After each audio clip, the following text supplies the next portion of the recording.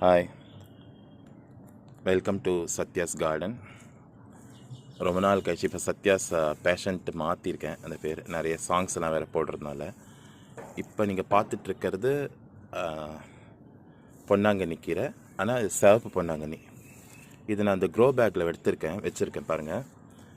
இது ரொம்ப ரொம்ப நல்லது கண்ணுக்கு. இந்த பொன்னாங்கண்ணி கீரை வந்து இப்போது அந்த நம்ம கிடைக்கிறது ரொம்ப கஷ்டம். அந்த அழிஞ்சிட்டு வருதான் இந்த கீரைங்க. நிறைய கீரைங்க வந்து காய்கறிகள் விதைகள்லாம் வந்து இதுவாகிட்டு வர்றதுனால குறையிறதுனால இதுவும் அழிஞ்சிட்டு வருது. பட் நாங்கள் வந்து நிறைய அது ப்ரிசர்வ் பண்ணி வச்சுருக்கோம். நிறைய பேருக்கு ஷேர் பண்ணுவோம். இது வளர்க்குறது ரொம்ப ஈஸி.